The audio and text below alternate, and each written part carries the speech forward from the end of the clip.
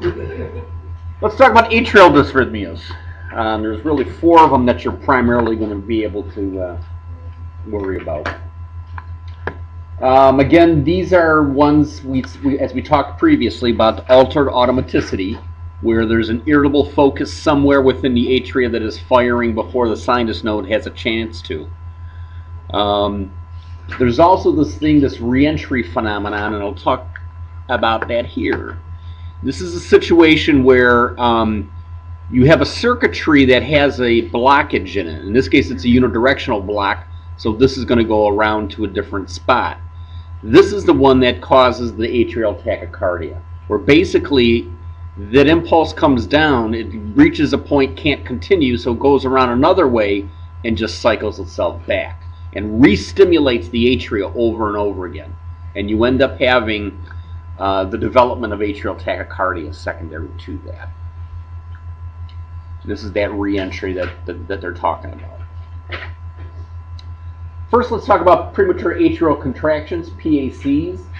The difference here is that the premature beat, because it's originating someplace other than the sinus node, it's going to have a different looking P wave. And that everything else looks exactly like a normal beat. Significance, it's benign in most cases. Increased with stress, caffeine, alcohol, that kind of stuff.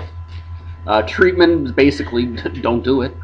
The problem is that if they're frequent enough, they can trigger other atrial dysrhythmias in the process. Premature beat is a different shape. So you look at this P, look P, this P, this P. They all look normal, but that one looks funny. That one looks funny. Those are PACs. They're followed with a normal ventricular contraction, just the P wave has a different look to it than the standard one that's originating from the sinus node.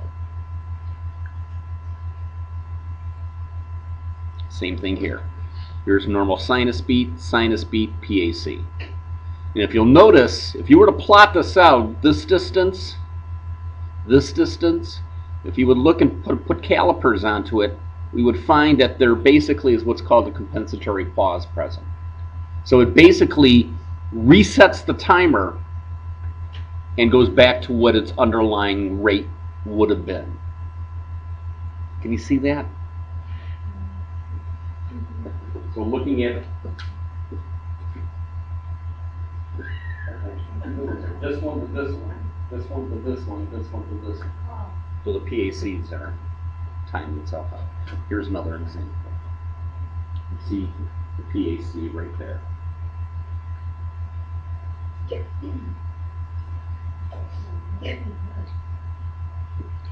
Some of those PACs can be aberrantly conducted, meaning that there's a bundle branch block. So you're not going to have a direct, you're going to have a widening of the QRS complex. Sometimes the PAC doesn't even conduct, in which case you wouldn't have a QRS complex, you just have a P wave sitting there. So here's an aberrantly conducted one. You can see this wide complex, a little bit of a RS, little R there. But these are PACs. And this PAC is actually, it's coming so early, it's buried in the T wave. And here's a PAC that just doesn't get conducted.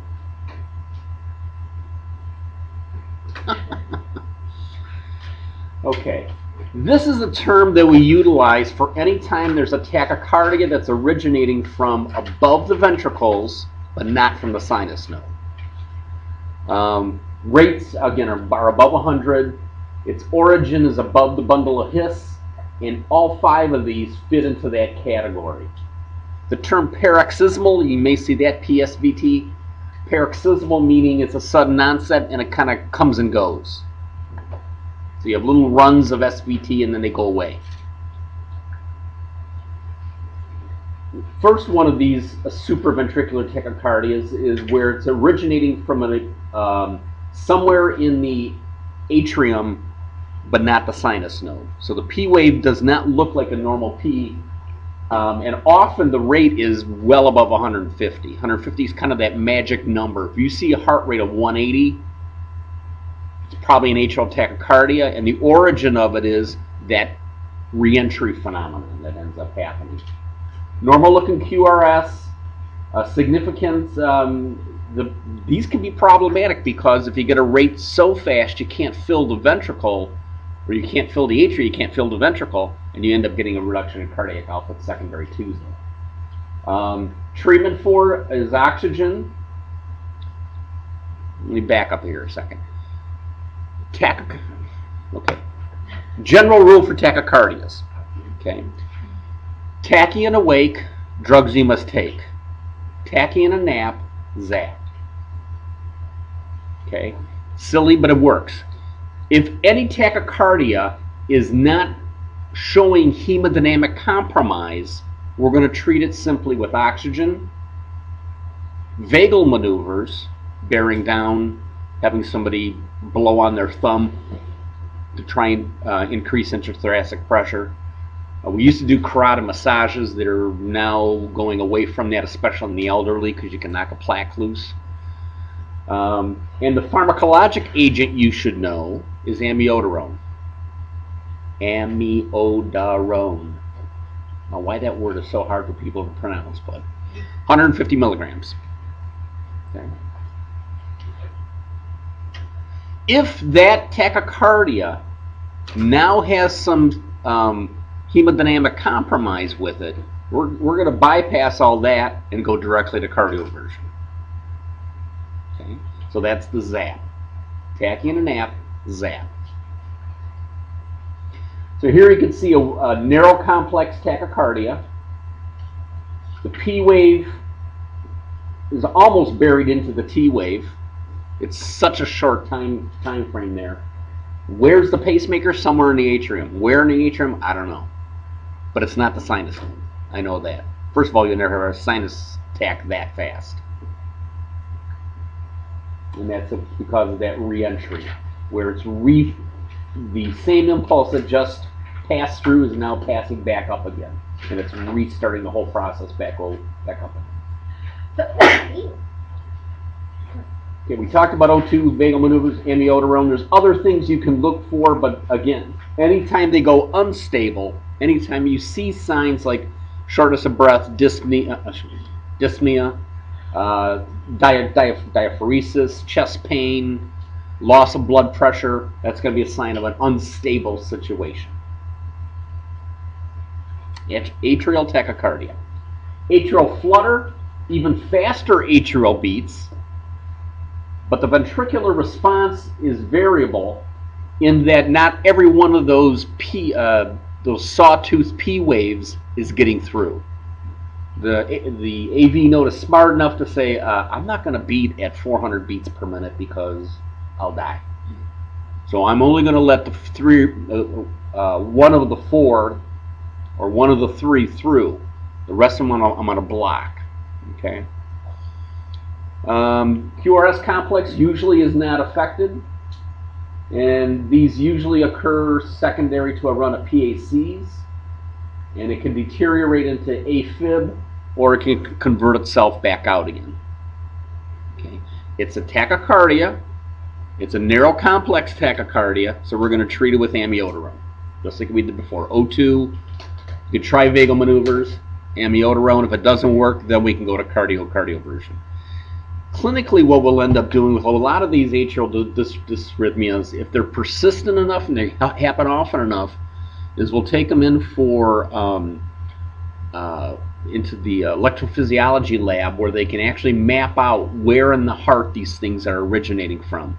And there's something called catheter ablation therapy that they can do, which basically alters the perfusion, so you don't have that irritable focus being there. And there's your classic looking flutter waves. I think Mary covered them last year. AFib, on the other hand, can't really tell what the atrial rate is because it's got this fibrillatory wave that is there.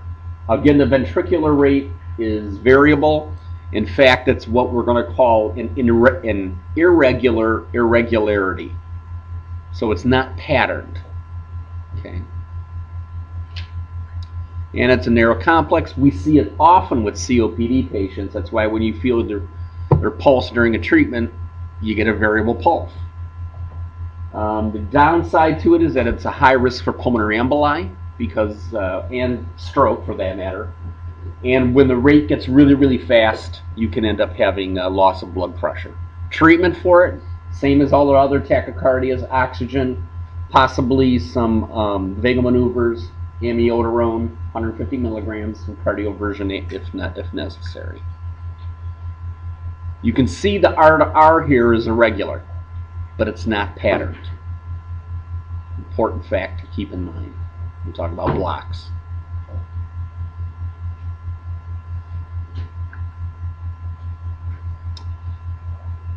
Let's talk about junctional rhythms.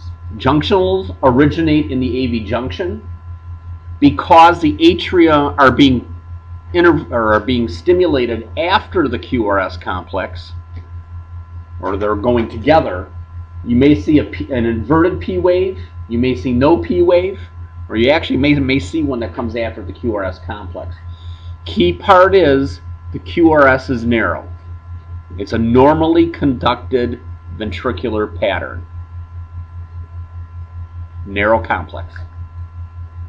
Here it's inverted, here it's lost, here it actually appears after the QRS complex. You don't see the last one that often, but the first two you'll end up seeing a lot. Now that junctional beat can occur just by itself, a PJC. It can occur as the primary rhythm, as an escape rhythm. I can have a junctional rhythm that is faster than a normal junctional beat, 40 to 60. Say I have a junctional rhythm and it's beating at 80 beats per minute. We're going to call that an accelerated junctional. And if it gets above 100, it becomes junctional tachycardia. So let's go through those. Originates in the junction and goes back retrograde, which is why you have the inverted P wave. If it's just a beat by itself, we just call it a PJC. And the significance of them are like PACs and PVCs. If it's just an isolated beat here or there, no big deal. I mean, we normally don't do any kind of treatment for it. Now, how do I know that's not a PAC? Or a PVC? The narrow QRS, so it can't be a PVC. Keep going. Why is it not a PAC?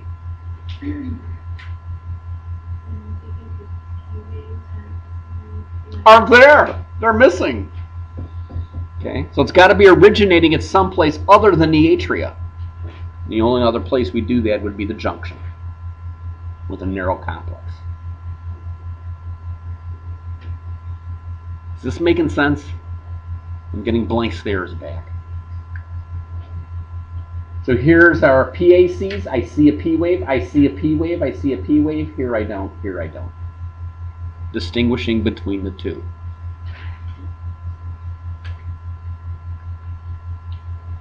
If the only thing I have is these junctional beats and they're supporting the cardiovascular function, I'm going to call that a junctional escape rhythm. Sinus node went to sleep. Sinus node died. Sinus node is no longer functioning.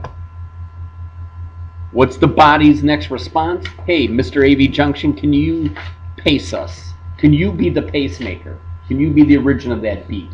Again, P waves, inverted, absent after the QRS complex.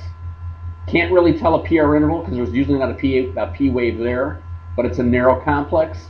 And this is something where you're basically questioning if something happened to the sinus node. And we see this with inferior wall MIs. We see this with right ventricular MIs. And the question is, again, this is a slow rhythm, 40 to 60 beats per minute. Any bradycardia, how do we treat it? Well, we treat it with IV and oxygen and atropine. And then, if it's still slow, despite the atropine, we look at a pacemaker or a vasopressor to be able to manage that.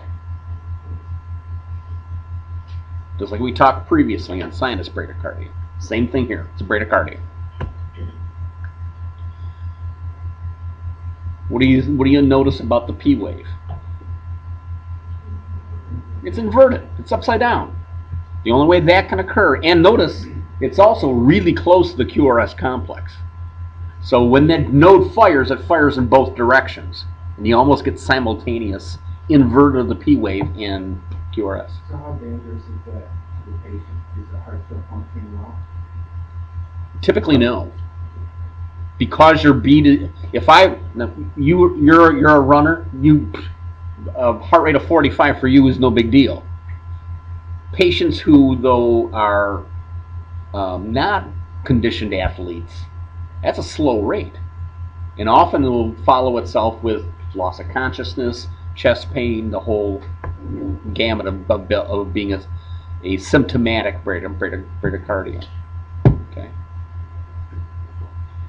Now, what if that junctional beat is between 61 and 99? If you want to really be truthful about it. That's faster than you would expect a junctional beat to be. We're going to call it accelerated junctional. And again, this is just that automaticity is enhanced in the bundle of His, and it's firing at a rate that's faster. Normally, we just monitor it. If it does become that it becomes symptomatic, we would end up going through that following that bradycardia protocol in the process. This is faster than 60. 1, 2, 3, 4, 5, 6, 7, 80, roughly 80 beats per minute. But the origin of those beats are not sinus. The origin is in the bundle of His. And here's one where you have the P wave kind of buried after the QRS complex. Again, firing at a rate faster than 60 beats per minute. So it's an accelerated junctional. Finally, rates above 100, we're going to call it junctional tachycardia.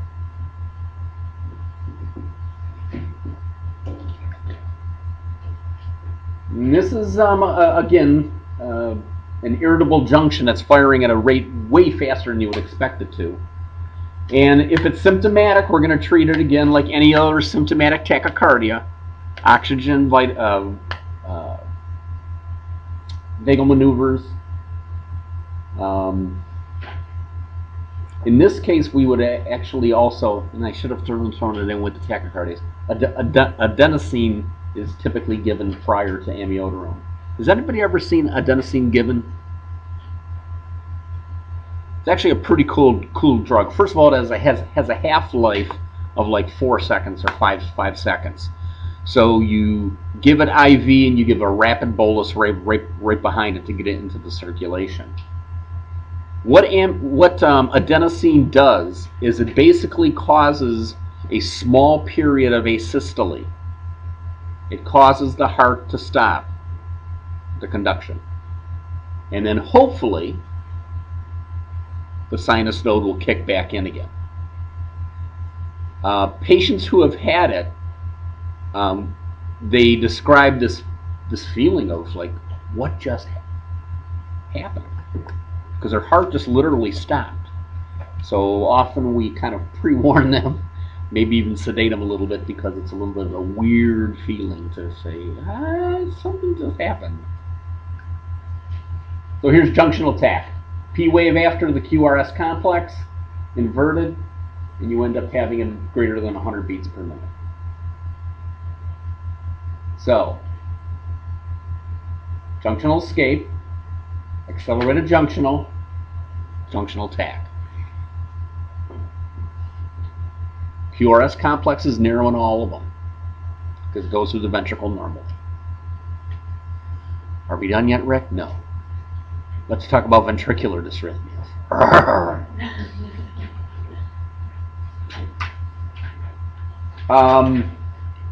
I always say ventricular rhythms remind me of my first girlfriend. They're wide, they're bizarre, they're ugly, and they don't work.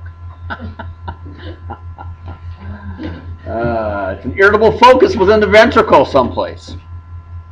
Because of that, there's usually not a P wave, obviously, but if it's innervated at all, it's buried in the QRS complex, but the QRS complex is wide. Okay. We can have them together. We call that a couplet. They're holding hands. We can have them as a run of or burst, 3 or more sequential beats. That way, greater than 3 PVCs in a row is considered VTAC. We can have a PVC every other beat. Call that bigeminy. We can have a PVC every third beat. We call that trigeminy. And yes, you can have one every fourth beat, quadrigeminy. The PVCs can all arise from the same site, the same spot in the ventricle that's irritable. We call that uniform. They all look the same. If there's 2 spots in the ventricle that each of them are irritable and they're each originating a beat, we're going to call that multifocal or multiformed. And the worst one you have is where the PVC occurs during that the relative refractory period in the R on T, where it falls close or on the T wave, and you end up having the origin of VTAC. Significance of a PVC, again, like a PAC and a PJC, may just be benign. Okay, we don't normally treat it. If they have an MI, we can look at seeing if there's some other problem as far as an ischemia that's worsening. And these are the 5 where they're particularly dangerous. More than 6 per minute when it's in a pattern like bigeminy or trigeminy, when they're multifocal, or where they're near the T wave. Those are all bad PVCs to have. Not that a PVC is ever good, but there you go. PVCs, they're wide, bizarre looking, ugly. They typically don't pump blood very well. These are uniform. They both look the same. Here's a PVC, here's a PVC. They don't look the same. Here's a PVC. Doesn't look the same. So they're multifocal or multiformed PVCs. The underlying rhythm is a sinus rhythm. Some ST elevation is there. But we do end up having, this is probably somebody who's got some ischemia, and the PVCs are secondary to ischemia.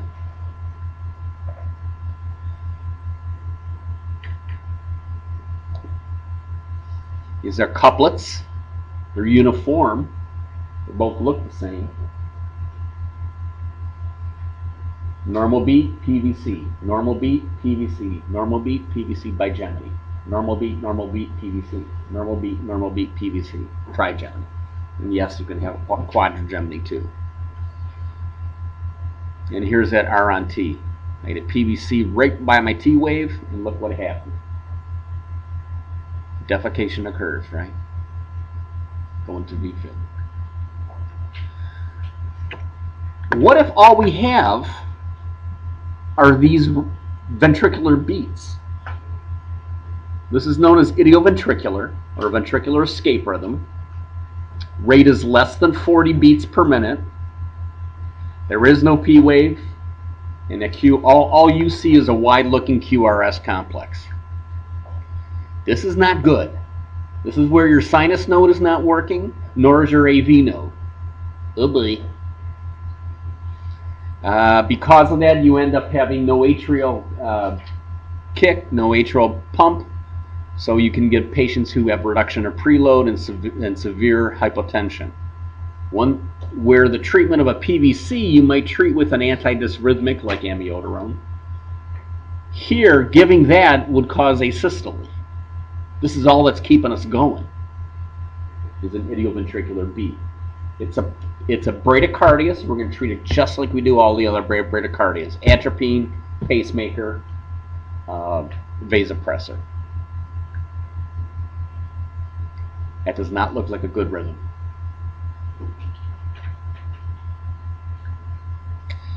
If that ventricular beat is faster than 40 beats per minute but less than 100, we're going to call that accelerated ventricular rhythm. And again, we don't normally necessarily treat it unless it's got some hypotension associated with it. Only ventricular beats, no P wave, wide QRS complex. It's got to be originating in the ventricle, but it's faster than 40. And lastly, when it gets above 100, we're going to call that VTAC. And this is a sign of some pretty significant ischemic process going on. If they're stable, again, we're going to treat it pharmacologically, amiodarone. If it's unstable, we're going to go to cardioversion. Everyone has received that handout, right? For the ACLS? Yeah, okay. So these are VTAC. Which way it's pointing really doesn't matter. It depends which lead you're looking at. But typically, they're going to be inverted. Lastly, and I would never test you on this, I don't think I would, but torsades is one of those things you'll see maybe once in your life, and you go, oh wow, that's torsades. This is a weird rhythm, kind of halfway VFib, halfway VTAC. The key part is that the QRS complex, which way it's pointing, inverts and flips itself back and forth.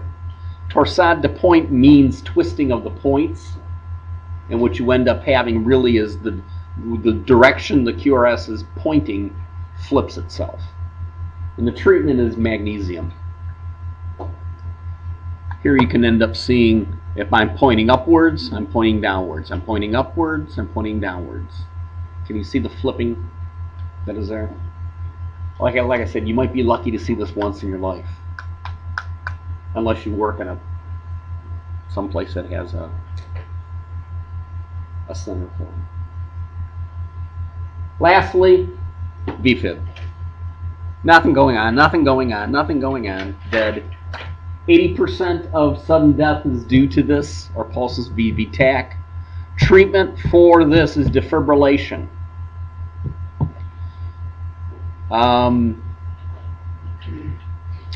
Medication-wise, we use epinephrine. All dead people get epi. It's a general rule. And then possibly an antidysrhythmic like amiodarone. The dose for the amiodarone is different. It's 300 in this case. Part of the problem with all antidysrhythmics is they cause hypotension. So when we give amiodarone with the VTAC or with the atrial tacs, we give it very, very slowly. If for some reason they're dead, we don't care if they're hypotensive.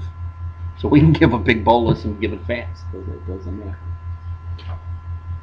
We used to talk about coarse fib, fine fib. It really doesn't matter. It's VFib. And lastly, asystole. Nothing. No atria, no ventricle. Treatment for this now is just epinephrine, CPR, and if there's a cause that we can fix it. We don't pace, we don't give atropine. That's a pretty hard one to pick up on, right?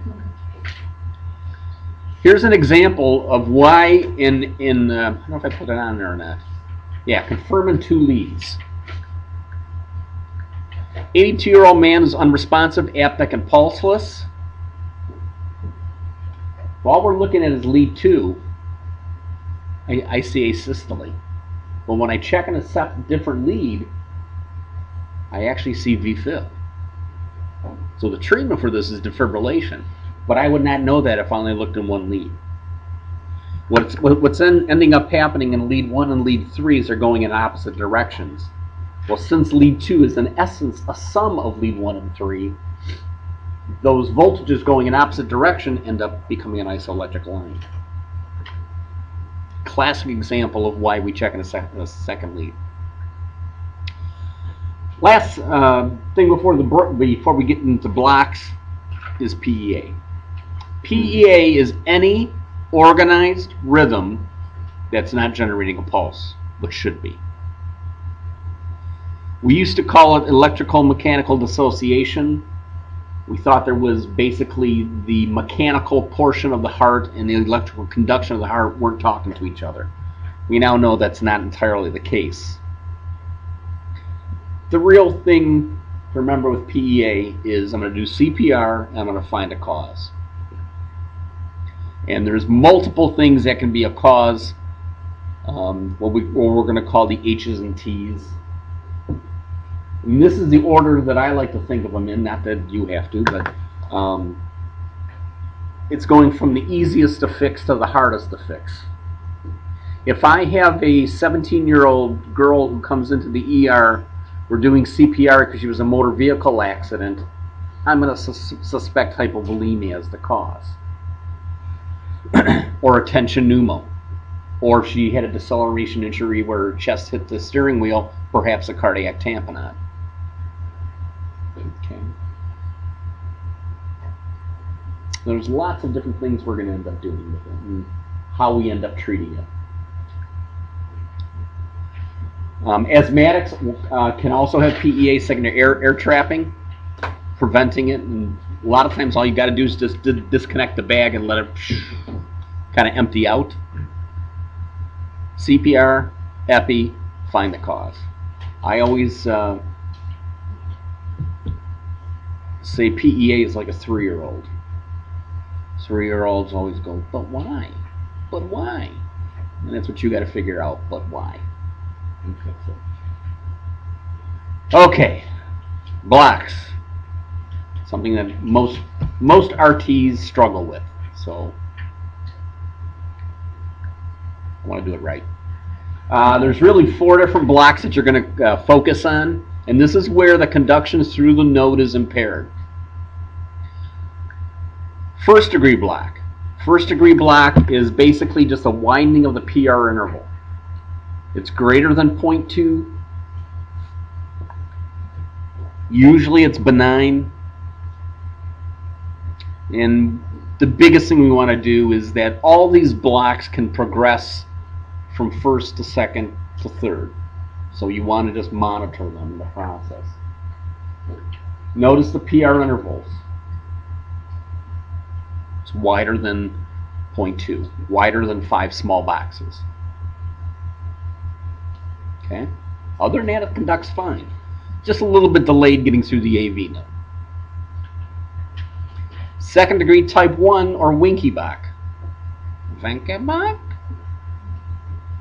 This is one that is actually useful to have the tone, the beat tone turned on, because this is an irregular rhythm, but it's regularly irregular. It's patterned. When you hear it, you would end up seeing a beat, a beat, a beat. There's a pause there because there's a P wave that's not getting through. So it's a gradually gradual lengthening of the PR interval until the point in time where one just drops out. Bradycardia, we're going to treat it just like we do all the other bradycardias. Give some atropine, consider pacing, your vasopressors. Normal beat, wider, wider, no QRS. Okay. So it's a regular irregularity. If you want to think of it that way. Type 2. Type 2 is worse. Much, much worse. This is where you get a pretty significant block present, and where you end up having the atrial rate faster than the ventricular rate. There's more P's than there are QRS's. And normally the ventricular rate's pretty slow, which can be problematic. QRS is normal. We'll see, again, because we're talking about the bundle of His, we would suspect a right coronary artery.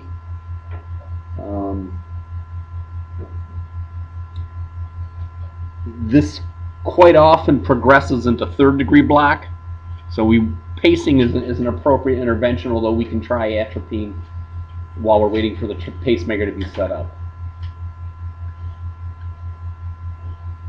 Normal beat, normal beat, normal beat. Oh, no P, or no QRS complex rather. You can see how problematic that can end up being. That's an extra P. That's an extra P.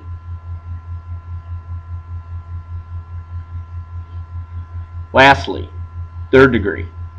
No connection. Atria is doing its thing, ventricle doing its thing. Because the ventricle is doing its own thing, it's a wide QRS complex. It's an idioventricular escape.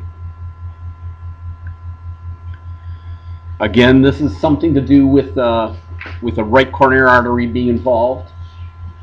And we're going to treat it with a transcutaneous pacer. If you look, the P to P is regular. You can plot them out because the atria is firing at its own inherent rate. The ventricle doesn't even know the atria is there. It's firing at its own intrinsic rate.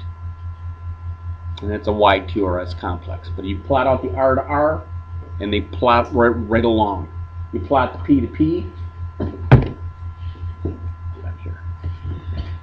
So this distance, there's a P somewhere buried in that T, but it picks back up again, buried in the T, P, P. So the P to P is regular, the R to R is regular, but they're not there. This is a quick summary that is there as far as how you can distinguish between the blocks. I'll tell you a little story, see if this helps out. Man and a wife, right? They're married and the husband starts coming home a little bit later than normal each day. That's a first degree block. PR interval is wide, distance between them is wide. Then he's back on his regular track and he's home at the regular time, but then one day he just comes home a little bit later, a little bit later, a little bit later, and then he doesn't come home at all. A little bit later, a little bit later, a little bit later, doesn't come home at all. Second degree type 1, Wenkebach. Then it's really sporadic. Sometimes he comes home, sometimes he doesn't. When he comes home, everything's okay. But some days he just doesn't come home. Second degree type 2. Then they're split. He's doing his thing, she's doing hers. Third degree, complete heart block.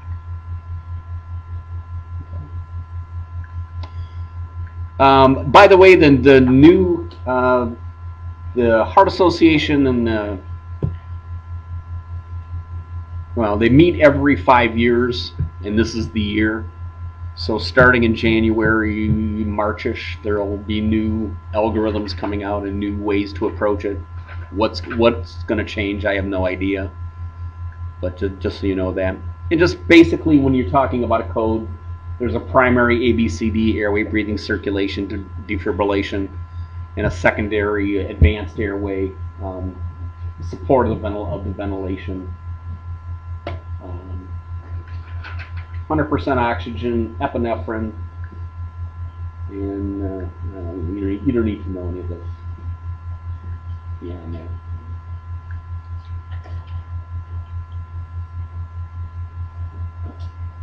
Yeah, we'll let that go with that.